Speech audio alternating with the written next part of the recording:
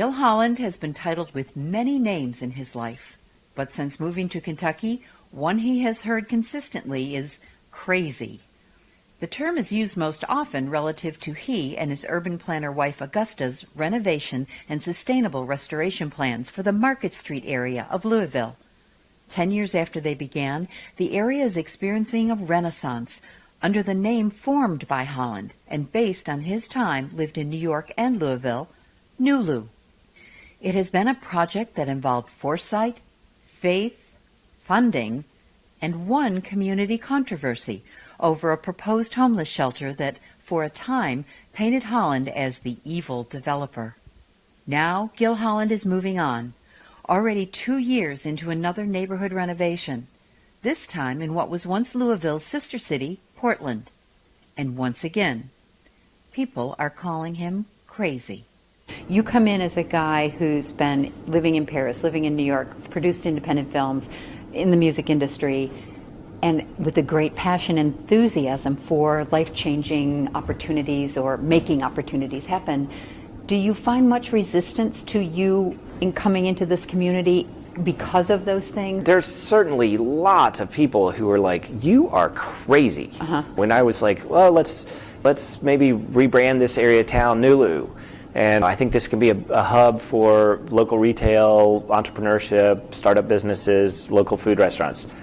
Most people in town were like, you're crazy, but they love their town. And they're like, but if it could possibly happen, we want to be behind it, you know? So I think it was more about overcoming skepticism than roadblocks. Everybody saw it as a positive. They just weren't sure it was actually possible. Was Nulu your first big community project? Well, so the Green Building, and which is where we are today. We are in the Green Building. This is the greenest commercial structure in the state of Kentucky. So it's a LEED Platinum. LEED stands for Leadership in Energy and Environmental Design. So we took a 120-year-old building and turned it into a modern, it's called adaptive reuse. And so a lot of that stuff I learned from my wife. So she's an urban planner. I'd never even heard of urban planning until I met her. I'd never even heard the word sustainability until I met her. Literally, our first time meeting, she said the word sustainability, and I was like, what is that? And I was like, oh, well, that makes total sense. But it was, a beautiful word coming out of a beautiful lady's mouth. So I was like, all right, I like this sustainability thing. So anyway, then I started learning more and more. And when we started thinking about the building, again, thinking about cost, I'm, Scotch-Irish background. So I was like, how much is it going to cost to operate a building? So, what can we invest in now that will pay dividends in the future? We want to have this building forever for our kids. We wanted this to be a big community gathering space. So for the first year, we gave this space for free to all these nonprofits to have parties. And, in 2006, people were not stopping on East Market Street unless you were volunteering at the homeless shelter or maybe shopping, for Easter candies at Moose. There's 30,000 cars going past and nobody ever stopped. So we were like, how do we get people to start stopping in this area? So with art and sustainability, we kind of created this space for the community. And then one thing led to another. We bought some buildings around us, and the whole next block we saved from the wrecking ball, because that's like 10 buildings that are all 160 years old that were all going to get torn down. And I was like, guys, if you think about the village in Manhattan, people pay a lot of money to go to places that have old buildings. Let's not tear these down. There's got to be a better place for a 5-story homeless shelter. So worked with the community. I was the evil developer a couple of times. I was going to say, did you, how did that come across, and were you fighting battles that you were surprised at? No, I wasn't necessarily surprised. There was definitely a lot of different issues and concerns, and I tried to work with all the parties, and I think we came to a very happy ending. But yeah, there was a lot of people annoyed with me for a while. Then we got very lucky because we put together a investment team, and we bought the entire block 1 month before the crash in 2008. So I always say, 2 months later, Nulu may never have happened the way it has. Timing is everything. Timing is key. Sustainability, the more you start learning about it, the more, it's like an onion. You start peeling and you start peeling. There's just more and more. So the next thing I knew, I became the expert on green buildings in the state of Kentucky, having never owned a building, ever. not even a house in my life. So there was just a snowball effect. You want to learn more, you want to know what you're doing, you want to be proud of what you're doing, and you want to be able to talk about it. And again, the first year we had 10,000 people come through this building. Because it was green? Yeah, I mean, we branded it as we have thegreenbuilding.com, which is an amazing URL. We get, 4,000 hits a day, I think, from all over the world. So, people, I think 10 years ago, people were like, what is a green, it's like you're saying a spaceship landed on East Market Street. So people wanted to come see what we were doing. And, innovation, new ideas, 21st century kind of, progressive ideas, and sustainability and saving money, and it all works together, giving back.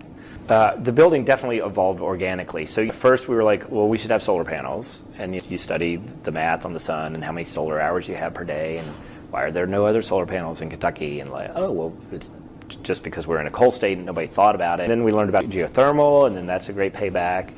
And natural lighting, there's a great skylight right there.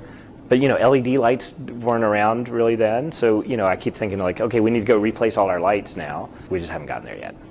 So this is a work in progress, is what you're telling me. We're going to do the lights, but I think that's the only next thing. We're under a green roof right now. Do you grow on it?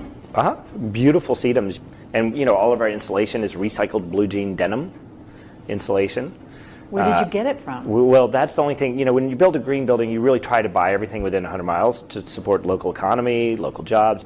Sustainability really is about community, but they didn't have at the time any blue denim recycled insulation in Kentucky, so we got it out of Tennessee at the time. But now you can get it right down the road. Of all the things that this building has become, what's the one thing you're most proud of? We just have tons of events. I mean, there'll be 6,000 people in the parking lot tonight for the Thurby party. So, we are a community venue. We still host lots of nonprofit events. We have for-profit events. We have musical events. We have art on the walls every month that changes. We have great startup companies renting, and we have a restaurant bar in the front called Galaxy. So it's a fun building that everybody knows about. Do you see it becoming anything more, or is this its level, do you think? I think this is good. So when you get this building up and running and it's humming along, where are the 2 feet going next? Right. Well, so Nulu, then the Nulu Business Association, we renamed it Nulu Business Association, got really involved. I've been the president of that for the last 5 years. So we have a $10 million streetscape improvement going in. We went down to Frankfurt, lobbied the state government to get some money out of the highway funds. So we have a sustainability. We're trying to be the first sustainability eco district in the state of Kentucky. So we're working on some big stuff like that. And then about 2.5 years ago, I moved over to the Portland neighborhood, which is a historic, the former historic sister city to Louisville. It's experienced decades of disinvestment, and so we're going to try to revitalize that neighborhood now. So that's what we've been working on the last 2.5 years. Why there? Why continue? Why not just stay focused on Nulu and get it done? Well, at the time, Nulu needed a catalytic investor, kind of community builder and branding. Portland doesn't need a new brand, but it needs a lot of revitalization. There's 1,400 vacant abandoned properties. There's over 25% unemployment. Only 2% of adults have any college education. Kids aren't going to college. They're not finishing high school. And this is our great community. So these are our fellow citizens, our neighbors, our brothers, our sisters. Let's see if we can fix up some of these old buildings. It's so historic. Henry Clay owned a big chunk of the Portland neighborhood at one point. Abraham Lincoln, as an 18-year-old, one of his first jobs was working on the Portland Canal. So there's all this history, but in Louisville, we're a segregated city, and economically as well as racially, and a lot of people just don't go west of 9th Street. There's this kind of Berlin Wall, if you will, metaphorical Berlin Wall. So does that concern you as someone who's trying to focus on developing a city where there's that kind of a division? Because that makes it almost impossible to become a united, really thriving community. Yeah, we need, you're only as strong as your weakest link in a family structure, in a neighborhood structure, in a city structure, in a country structure. And it seems highly doable. Like if we can just get people on this side of town to invest a little bit, we can fix up all these historic buildings, we can build new buildings, create more jobs, get more people out of the cycle of poverty. Are you getting the crazy response again? So a lot of people 2.5 years ago were like, we thought Nulu was crazy, but this is really crazy. This will never happen. And it's slowly starting to change. And even now, one of the people I gave a tour to 2 years ago who was like, this will never happen in a million years, just invested in a building with us about a month ago.